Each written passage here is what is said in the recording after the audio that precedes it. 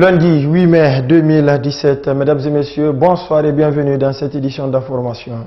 Grave accident de la circulation, cela s'est passé le samedi dernier à Dubreka, précisément à Yorkogia, localité située à plus de 50 km de la capitale. Le bilan est très lourd, on parle de plus de 20 morts. C'est un minibus en provenance de Conakry qui partait pour un mariage qui a heurté un camion benne de sable qui revenait de Tanene. Les images sont insupportables vu l'ampleur de la collision. C'est un papier de Oumar Sow rendu en studio par Aminata Touré.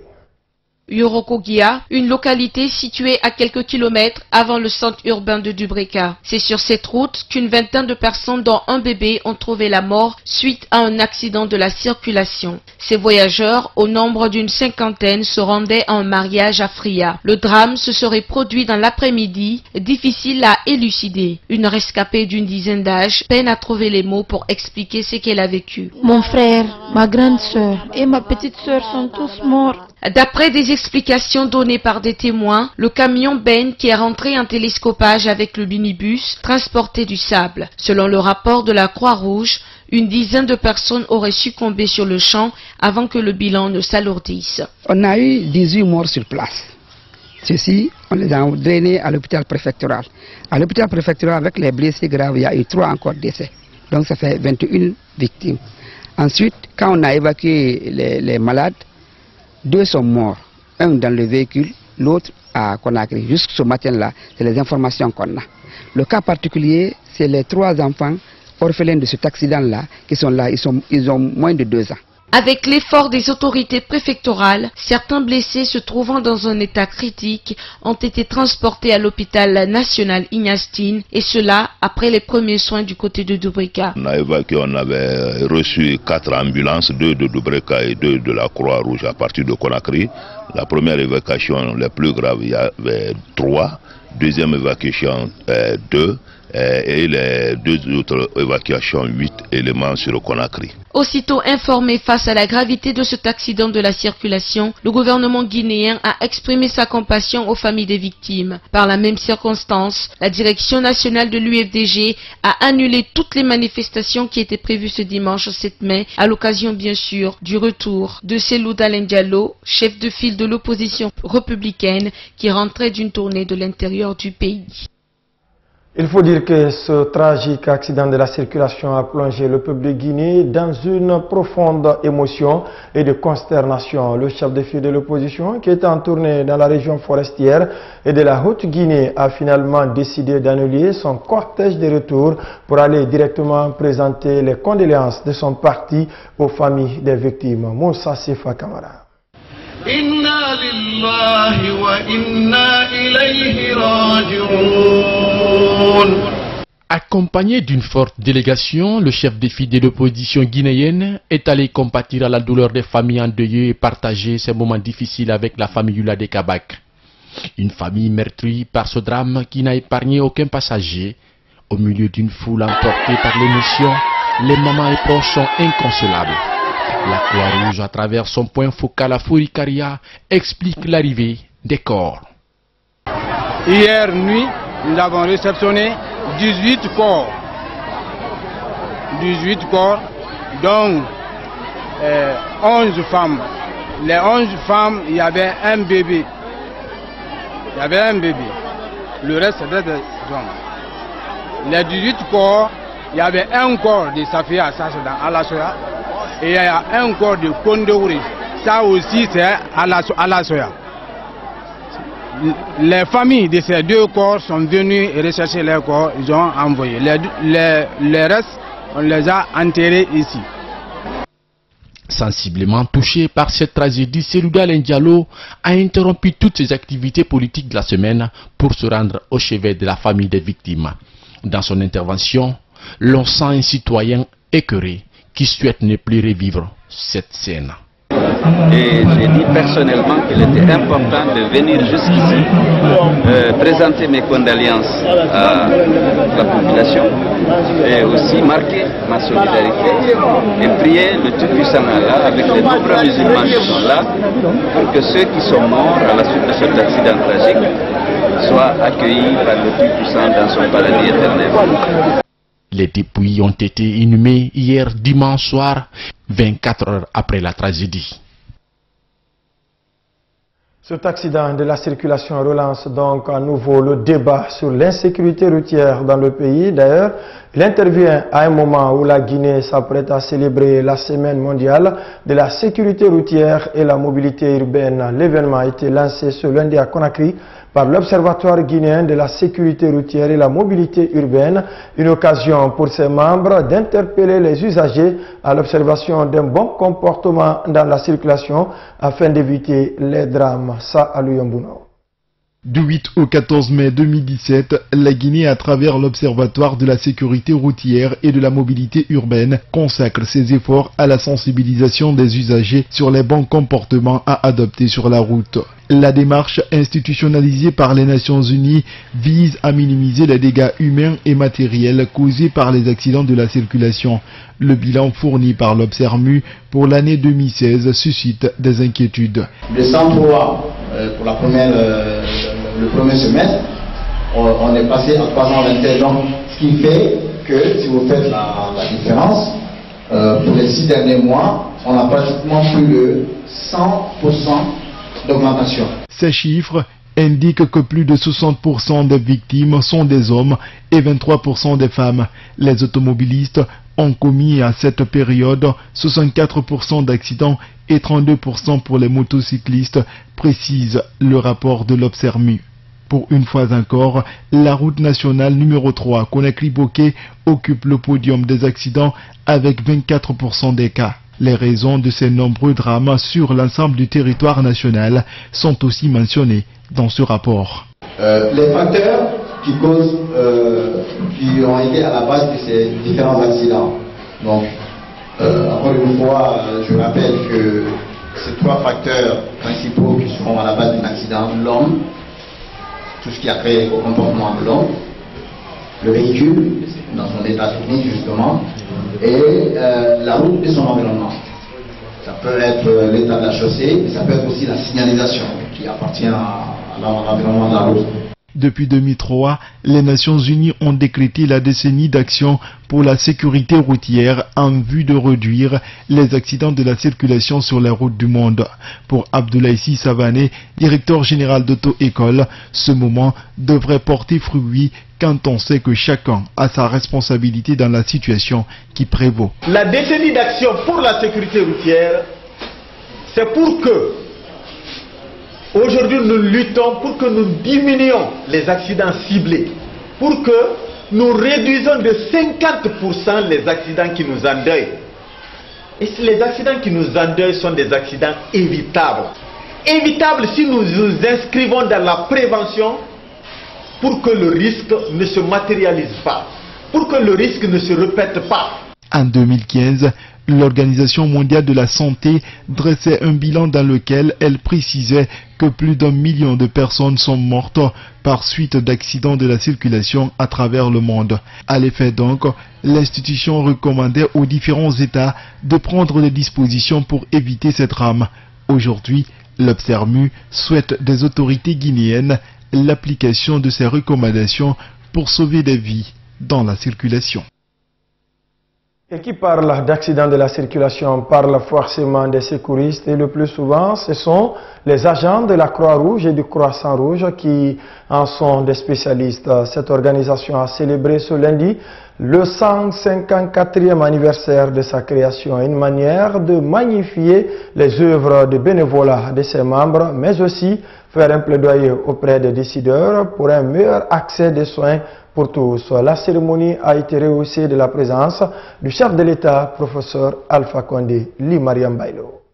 Cette journée mondiale de la Croix-Rouge et du Croissant-Rouge, célébrée chaque année le 8 mai, offre l'occasion aux volontaires de mettre en lumière les missions qu'ils s'assignent dans leurs pays respectifs. La Guinée a aussi célébré dans l'apothéose cette fête qui a réuni ambassadeurs, diplomates, membres du gouvernement autour du thème « Partout et pour tous ». Le saviez-vous? Oui, en effet.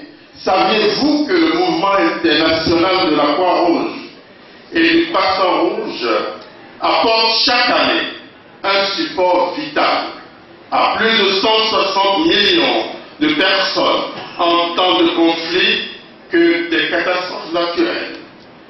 Voilà plus de 150 ans que le mouvement international de la Croix-Rouge et du Croissant-Rouge a pris l'engagement de fournir des services humanitaires de qualité aux populations vulnérables et à les préparer à faire face aux crises futures en investissant dans les programmes de résilience et de développement.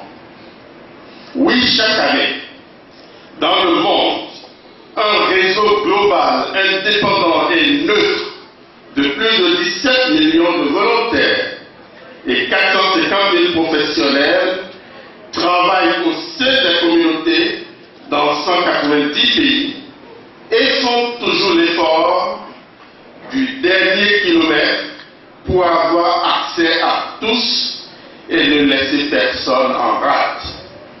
Venu rehausser de sa présence le niveau de la rencontre des 17 124 volontaires guinéens, le président de la République rassure de son soutien indéfectible et celui du gouvernement des efforts des agents au service des autres.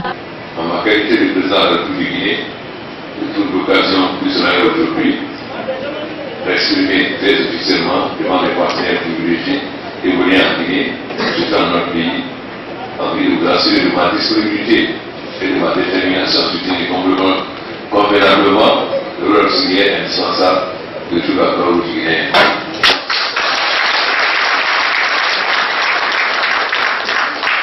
Donc, j'ai écouté cette revendication.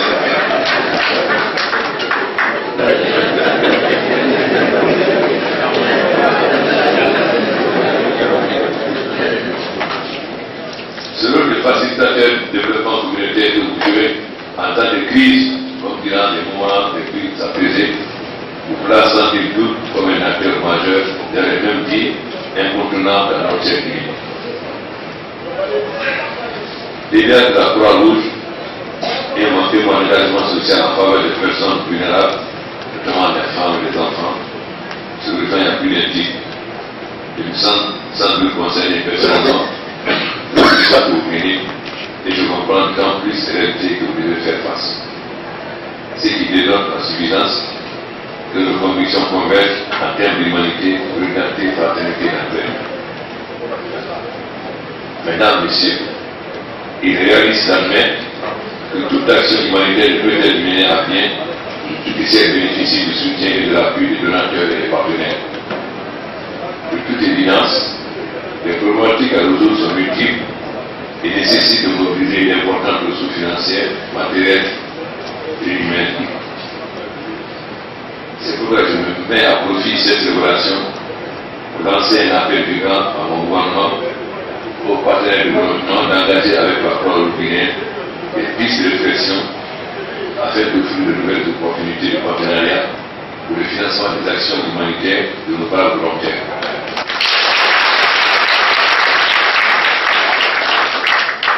Afin qu'ils continuent à œuvrer efficacement partout et pour tous. Cette journée a aussi été marquée par un don de sang des bénévoles pour, selon eux, sauver plus de vies. Économie à présent dans cette édition d'information, les chefs de la DAF, division administrative et financière des départements ministériels en formation, depuis ce lundi matin, le renforcement de la gestion des finances publiques et l'amélioration de la gouvernance macroéconomique est la toile de fond de ce séminaire de 5 jours initié par le ministère du Budget. Explication Alcine Diallo. L'absence de lien entre les politiques sectorielles et les budgets des départements ministériels, la faiblesse des arbitrages des avant-projets au sein des cabinets ministériels et la non-implication des services centraux et déconcentrés dans l'évaluation des besoins. Le manque d'analyse exhaustive et rigoureuse pour l'identification des besoins et l'affectation des ressources en fonction des priorités. C'est d'après ce constat que le ministre du Budget a initié cette formation à l'intention des gestionnaires de l'économie du pays. Pour Mohamed Lamine Doumbouya, la non-implication totale des DAF crée de nombreux problèmes dans la gestion des finances publiques. Et pour cette année en cours, des perspectives ne manquent pas. En dépit des orientations circulaires budgétaires, le processus d'élaboration des lois de finances se heurte encore à de nombreuses insuffisances préjudiciables à la qualité des documents budgétaires et à une gestion efficace des dépenses publiques. Je dois également rappeler que vous, les DAF, avez une grande responsabilité dans le respect des règles d'exécution du budget de l'État. Vous êtes garant d'une bonne gestion des finances publiques. À cet égard, pour l'exercice 2017, les actions vont porter entre autres sur le respect des délais de dépôt des rapports périodiques de l'exécution budgétaire, le suivi des délais de traitement des dossiers dans la chaîne des dépenses et la préparation des plans d'engagement cohérents avec les plans de trésorerie. Cette formation de 5 jours couvre plusieurs domaines de la gestion des finances publiques, notamment le cadre juridique, la préparation et la présentation du budget de l'État, l'exécution des dépenses, la tenue de la comptabilité générale de l'État, la gestion de la trésorerie et les finances locales. Ce séminaire intervient donc, selon le ministre du Budget, à un moment où la Guinée est engagée dans un vaste programme de stabilisation du cadre macroéconomique et de relance de la croissance en vue de promouvoir un développement durable et inclusif. Pour les participants, la tenue de cet atelier a tout son pesant d'or dans la chaîne des finances publiques. Je pense que c'est une bonne chose. Parce que, si vous voulez, c'est les soldats de la gestion économique et financière. Si vous prenez la gestion aujourd'hui économique du pays, vous avez les projets, vous avez les programmes. Et comment impliquer les DAF dans tout ça? Parce qu'on ne peut pas faire une gestion à 5 à 6 carrefours. Ce n'est pas possible. Il faut qu'il y ait un coordinateur. Quand vous prenez l'exécution du budget, combien de gens interviennent dans la chaîne? Est-ce que tous ceux-ci font leur travail? Est-ce que tout ça s'est coordonné? Si tout ça ce n'est pas fait, la nation, ça ne donnera pas de bons résultats. La performance, la rigueur, la discipline, la transparence et la responsabilité dans la gestion des finances publiques, tels sont les mots qui devront animer ces ordonnateurs principaux des budgets sectoriels de l'État, a souligné Mohamed Lamine Doumbouya. Un mot de justice dans cette édition d'information. Le collectif des avocats de Aboubakar Diakité alias Toumba suspend son assistance à l'endroit de son client. L'annonce a été faite ce lundi 8 mai 2017 à travers une déclaration. Les membres de ce collectif dénoncent selon eux la sourde oreille des autorités judiciaires face à leur requête récemment formulée pour la bonne poursuite de la procédure. Également, ils parlent de l'immixtion de l'exécutif dans cette affaire. Diaou Bachir. C'est un collectif des avocats surpris qui s'est exprimé ce lundi devant la presse. Ces avocats à la Cour estiment qu'il n'y a pas de volonté politique pour faire avancer ce dossier du 28 septembre. Dans ce dossier, ces avocats de la défense estiment que leur client Aboubakar Sidiki Diakité Toumba ne devrait aujourd'hui pas être le seul inculpé. Toumba a été enlevé de Dakar, rendu aux autorités guinéennes le 11 mars 2017 et le 28 mars de la même année, son interrogatoire sur le fond a été clôturé. Au cours de cet interrogatoire, le commandant Aboubakar Diakité Toumba a fait de graves et intéressantes révélations qui imposaient des confrontations. Il a fait d'énormes dénonciations de personnes jusque-là tapies dans l'ombre et qui avaient échappé au pool des juges d'instruction et au ministère public. Ces gens-là grossissaient le chiffre noir de la criminalité. Et donc, face à la lenteur du dossier et l'inaction, disent-ils, du pôle des juges, Maître Aboubakar Silla se dit abasourdi et inquiet. Nous ne pouvons pas comprendre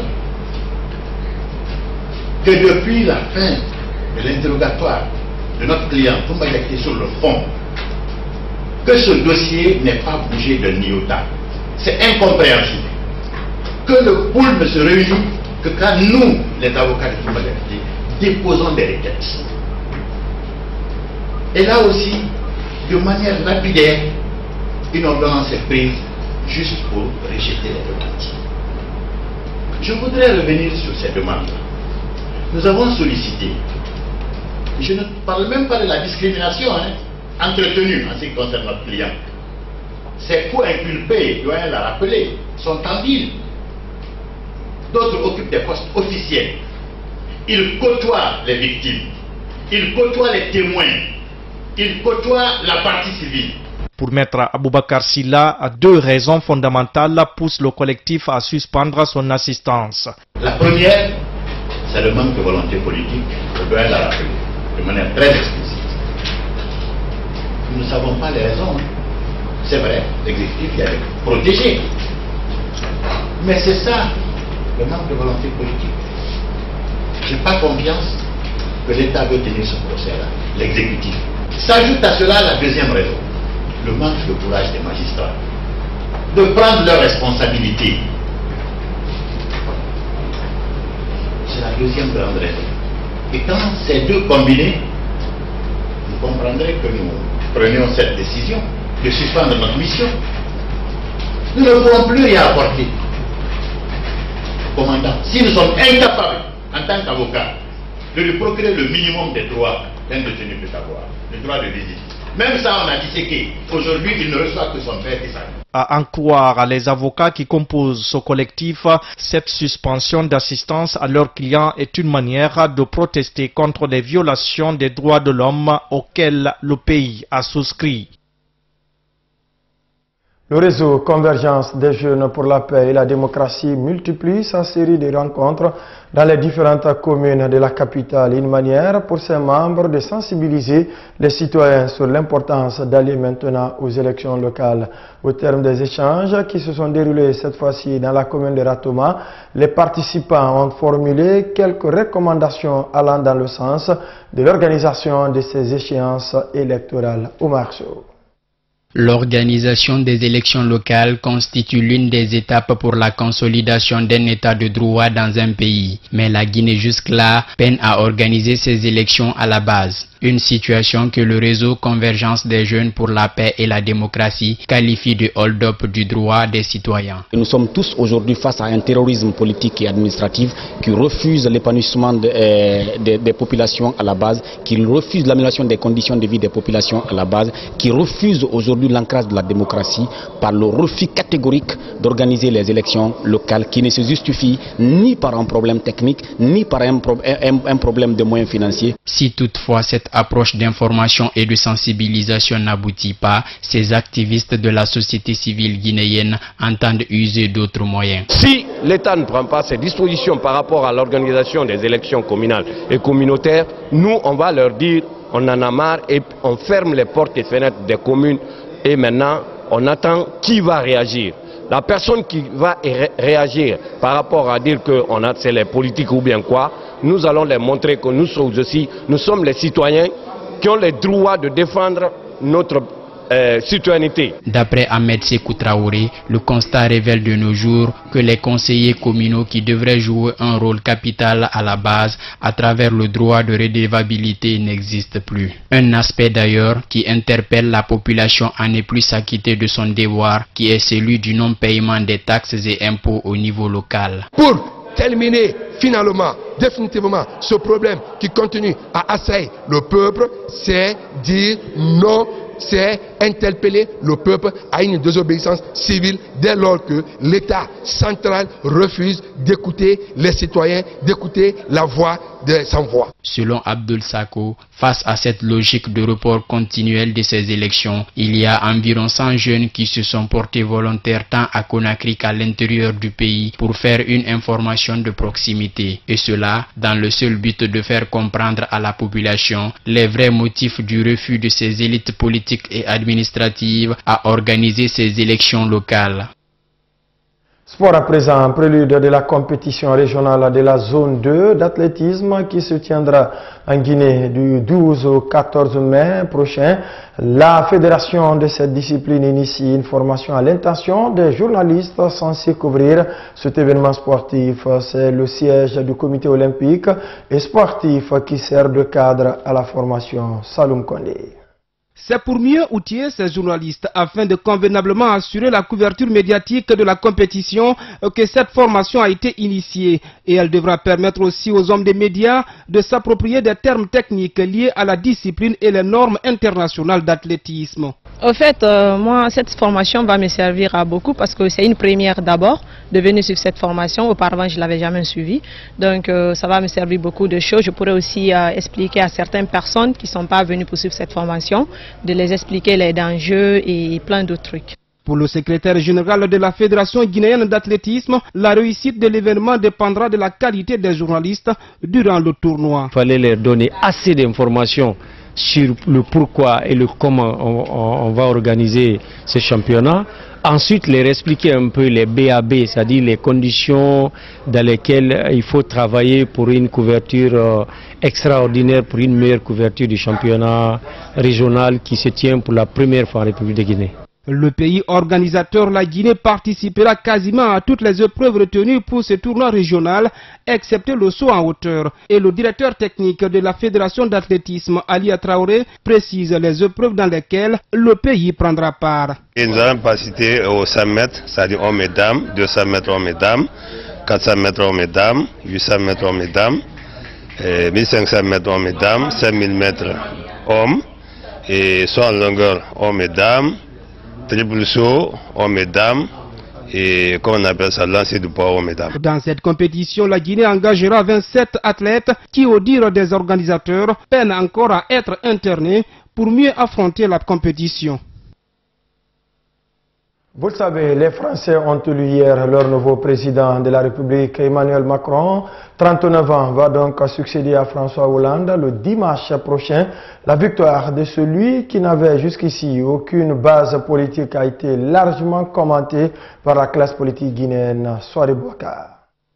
Élu avec 66,1% des voix contre 33,9% des suffrages pour son adversaire, Emmanuel Macron attire déjà toutes les attentions. En Afrique, partenaire traditionnel de la République française, les commentaires vont bon train. Et la majeure partie des politiques voit dans son élection un signe positif pour les relations entre la France et l'Afrique et surtout un nouveau départ de la politique française. Emmanuel Macron, vu son âge, vu son pragmatisme, est quelqu'un qui va permettre à la France de s'engager de manière beaucoup plus claire dans une autre dimension politique qui sera différente de la politique telle que ses prédécesseurs l'ont déjà appliquée.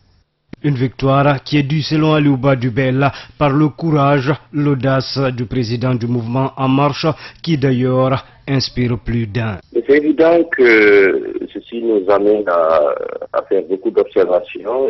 D'abord, il faut comprendre que c'est une victoire de la jeunesse et de l'optimisme. Et aussi, c'est une élection quand même qui consacre l'éclatement des partis politiques traditionnels. Vous savez, en France, la gauche-droite a une domination quasi absolue de la scène politique depuis pratiquement toute l'histoire de la Ve République. Emmanuel Macron, cette victoire vient comme étant une rupture ou une mutation par rapport à cet état de fait. Pour le président du groupe parlementaire RPG Arc-en-Ciel, Amadou Damaro Camara, vu les relations qu'entretiennent le nouveau président français, le professeur Alpha Condé, il est possible d'espérer une amélioration de la coopération entre les deux pays. Il a été reçu en tant que ministre par le président de la République de Guinée. Il a été reçu aussi en tant que candidat par le président pendant sa visite d'État, ce qui augure des relations spéciales entre les deux hommes. Il est aussi quelque peu un sous-produit du Parti socialiste français. Et donc, nous espérons que ces relations personnelles vont aider à améliorer les relations entre la Guinée et la France, mais tout en sachant que la France, en tant que puissance, a des relations d'État à État. Je ne m'attends pas à ce que la politique française change fondamentalement vis-à-vis de nous et vis-à-vis de l'Afrique. Quant au ministre porte-parole du gouvernement d'Amantan Albert Camara, cette élection vient d'enterrer les vieilles pratiques politiques qui ont montré leurs limites. Vous savez, au-delà de l'âge, au-delà de la jeunesse, je pense qu'il s'agit tout simplement d'une redéfinition des paysages politiques à travers les nouveaux messages et les nouveaux codes politiques qui naissent. Je crois que l'élection d'Emmanuel Macron a définitivement enterré une manière de faire la politique, des appareils politiques qui sont dans la politique depuis des dizaines d'années et qui ne sont plus capables de proposer quelque chose de nouveau aux électeurs, aux populations qui sont relativement jeunes, mais aussi qui sont évolués en termes de nouvelles technologies, en termes de nouveaux défis, en termes de nouvelles approches du développement économique et social. Et cela fait que les discours politiques classiques ne passent plus. Toutes mes félicitations à Emmanuel Macron suite à son élection à la magistrature suprême de la République française, a écrit Alpha Condé dans un court message publié sur sa page Facebook.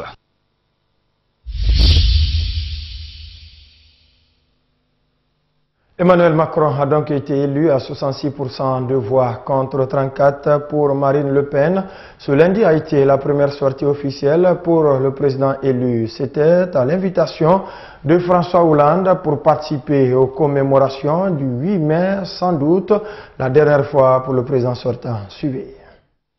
L'élu est arrivé quelques minutes avant François Hollande sur les Champs-Élysées. Sans aucun doute, les badauds sont venus pour Emmanuel Macron. Désespoir plein la tête. Des 11 candidats à l'élection présidentielle, c'était de loin le plus européen et c'est, je pense, une manière de relancer l'Europe, cette élection d'Emmanuel Macron. Ce qui me touche particulièrement, c'est que on parle à tous les Français, j'espère, et on rassemble sans diviser surtout. C'est la jeunesse et c'est, comme je disais, le renouveau. J'espère qu'il sera à la hauteur de nos espérances. Puis le protocole reprend ses droits. François Hollande, quelques jours encore, président de la République, officie pour sa dernière cérémonie du 8 mai.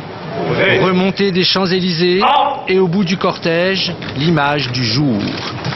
Comme le temps passe vite, il y a 5 ans, il était son secrétaire général adjoint à l'Élysée. Il est depuis hier son successeur. Dépôt de gerbes, ensemble, avant de raviver ensemble la flamme du tombeau du soldat inconnu et cet instant de recueillement ensemble.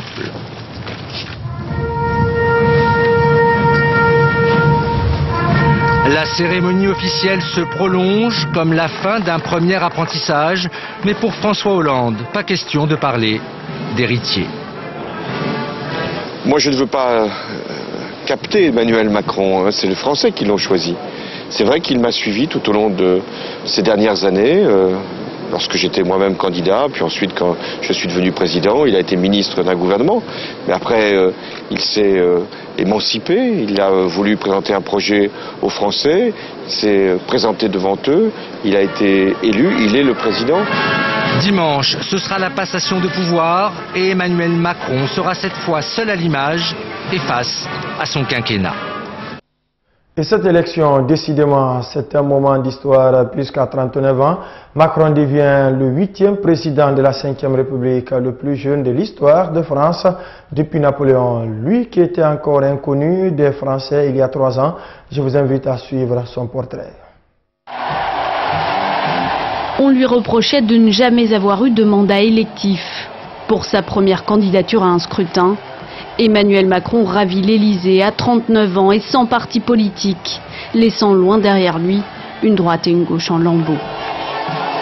Une accession au pouvoir à l'image d'une courte carrière marquée par une facilité à franchir les étapes. Lycéen atypique à Amiens, puis étudiant brillant à Sciences Po et l'ENA, le jeune haut fonctionnaire ne rêve pas tout de suite de carrière politique et passe 4 ans à la banque d'affaires Rothschild. Un passé qui lui collera à la peau, mis en avant en permanence comme un défaut par ses adversaires. Macron, le banquier, mais surtout Macron l'héritier, l'autre leitmotiv de ses concurrents. Car François Hollande est partout dans son parcours politique. En 2012, le candidat socialiste fait du jeune énarque son conseiller économique, puis le nomme auprès de lui à l'Élysée, toujours dans l'ombre. C'est la France 2020, tu vois. Quel est mon agenda au-delà de ça? En 2014, c'est le tournant dans sa carrière politique. Emmanuel Macron devient ministre de l'économie à 37 ans. 2 ans plus tard, à l'été 2016, il démissionne comme pour s'éloigner à temps du difficile bilan du quinquennat. L'ex-ministre se met en marche, crée son mouvement et finalement se déclare. Le projet qui est le mien pour vous, ça n'est pas de rassembler la gauche, ça n'est pas de rassembler la droite, c'est de rassembler les Françaises et les Français. Parfois moqué, parfois admiré pour son énergie, Emmanuel Macron fait parler de lui et déplace les foules. De ses discours exaltés au face-à-face de Whirlpool En passant par ses propos sur la colonisation, il fédère autour de lui des personnalités d'horizons très divers. Jusqu'au bout d'une campagne très agitée, il se dit prêt à rassembler les énergies d'un pays que François Hollande laisse profondément divisé. La campagne présidentielle restera aussi l'éclosion publique de Brigitte, son épouse, de 24 ans, son aînée. L'ancienne professeure de français, séduite par son élève de théâtre de 17 ans à l'époque, l'aura accompagnée dans chacune de ses étapes professionnelles. Elle devient aujourd'hui première dame d'un pays qui n'en avait plus depuis 5 ans. Voilà, mesdames et messieurs, c'est la fin de cette édition. Tout le plaisir a été pour moi de vous servir. Demain, mardi, vous serez en compagnie de Daouda Mohamed Kamara. Merci et portez-vous bien.